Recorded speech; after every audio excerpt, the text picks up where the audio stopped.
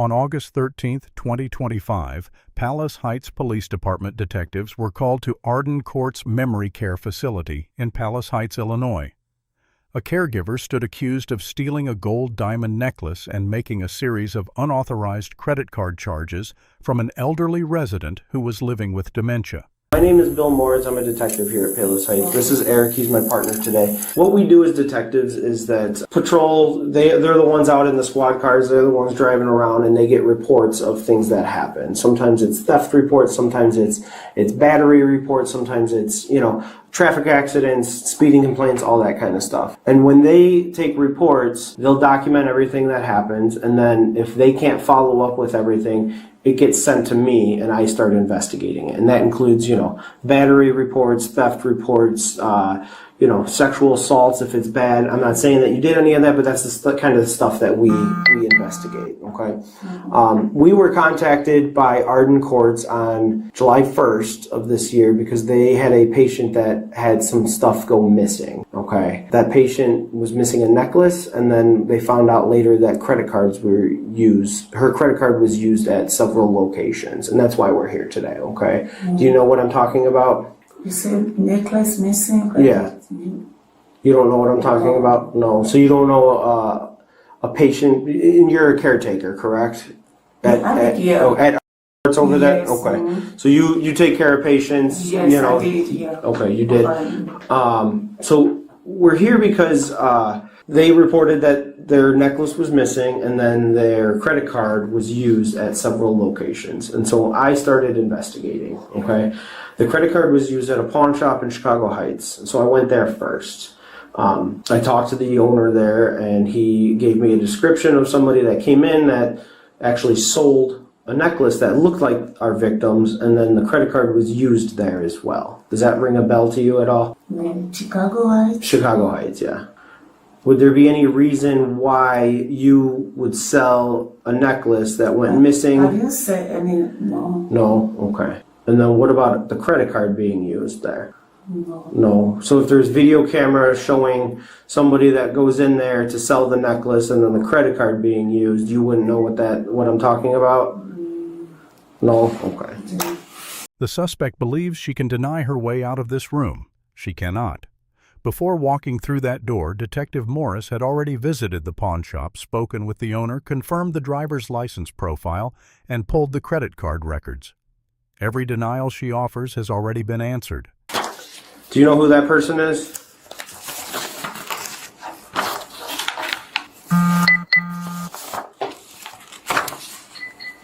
I go there for my own jewelry, for my own jewelry thing. Okay. So. But would there be a reason why the credit card was used at that pawn shop? I don't use the credit, no. Okay, but I have you.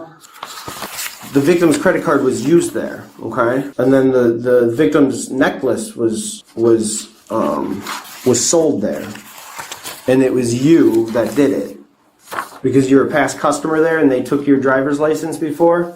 And so you have a profile there. Olufonku Tugam, that's you, right? Okay. So they said that you sold them this necklace for $200. And that signature looks awfully like the signature that you just gave me, right?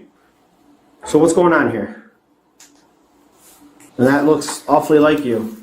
Yeah, it's me, but I have my own jewelry. I always sew for them, like in my home. I understand. And that day that you went in there, I talked to the owner. He said you went in there, you sold them a diamond necklace with some gold with a little diamond pendant. You sold it to them for $200. Like mine, that jewelry is mine. The one that's always sold.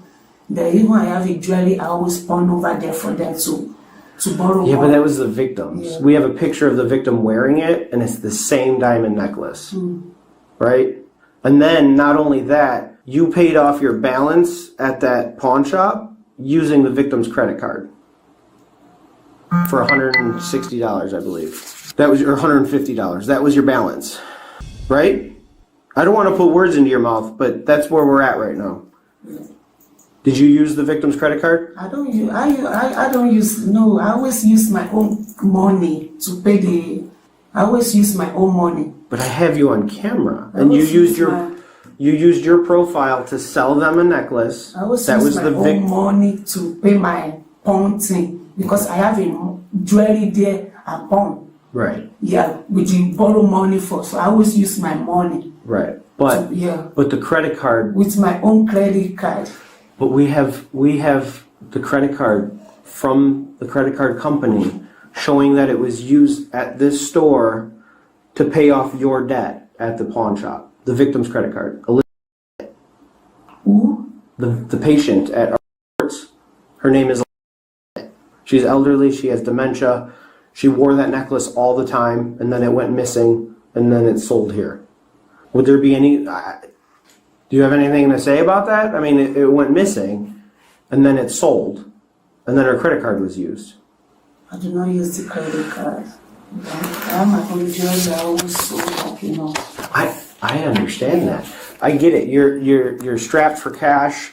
You might. Yes, get my strapped for cash. I have a jewelry there with my Right. Do you use credit cards to pay other things off? I always use my own credit card. Then sometimes I give them the cash. Okay. Yeah, I give them the cash. So would there be any reason why the victim's credit card was used to pay off anything else in your name?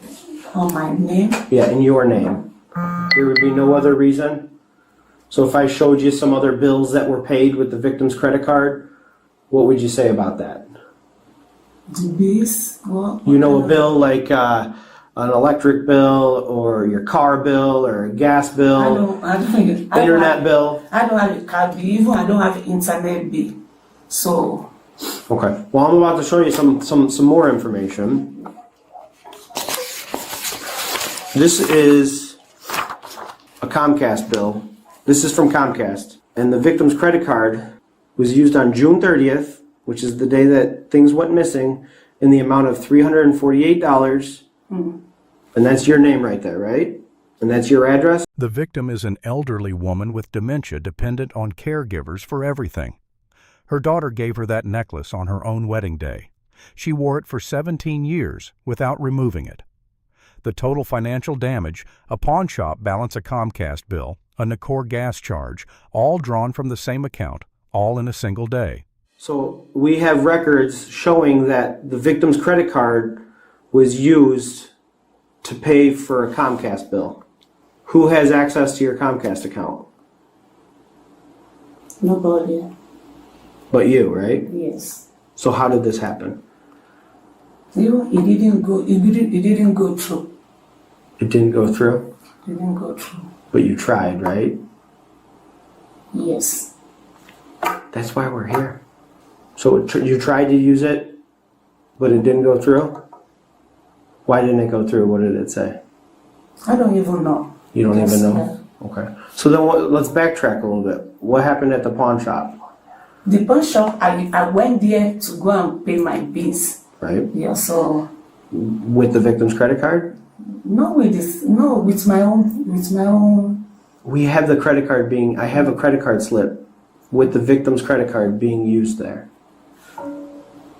Right?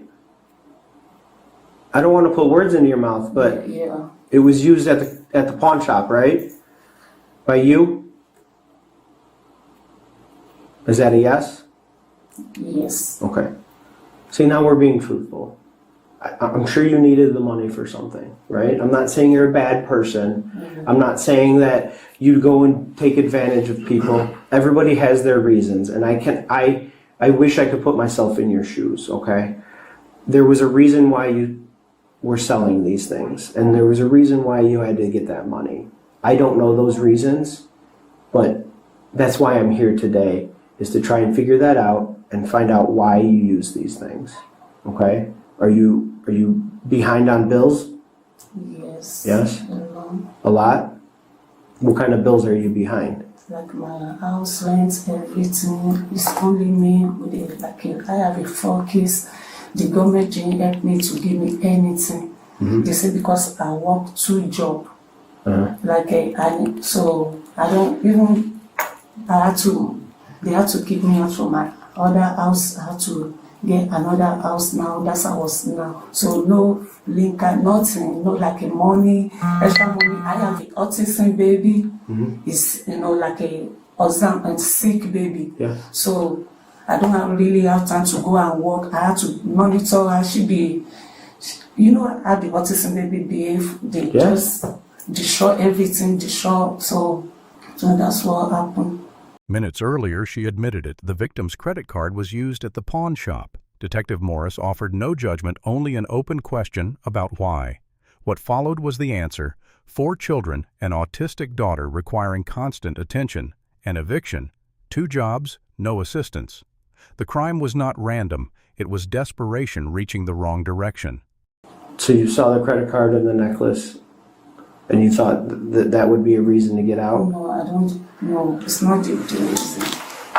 What happened? I was supposed to do that, but So you took the necklace? I didn't take the necklace. I didn't see the necklace. I'm not the only one work on that day. There were a lot of people work on. I didn't take the necklace. But this video is from when you took the necklace, or when the necklace was sold. You were the only one that went in at that time and sold the necklace to the owner of the pawn shop, or part owner. Okay. So you're saying you didn't take the necklace? No. Who took the necklace then? I don't even know about the necklace. I will tell you the truth. I took the necklace. Olu, it's right here. That's your name. And it was sold for $200. A 14-karat gold necklace. I have my own necklace. I always saw. I have my own necklace. Even I didn't wear it. I have like a 1 pendant necklace because I saw a lot of stuff for them. My jewelry, my own gold. I always saw. So that just seems like the biggest coincidence ever, that the victim's necklace goes missing. She wears that thing every day. She got it as a gift. She wore it for 17 years. That's what the daughter said. Because the daughter gave it to her on the daughter's wedding day. 17 straight years. And the daughter went and visited her mom at Arden Courts, and she noticed that the necklace was missing, was not on her neck. And then it gets sold at this pawn shop. I mean, how would you feel if someone took something like that? Yes, I will feel so, yeah. I will see, like this one, my daughter gave me this for my birthday. I can't, And you probably wear that thing every day, right? Yeah, I don't remove it. I wear it to shower, everything. But imagine if somebody took that from you. I'm not going to be okay with it. Yeah, so.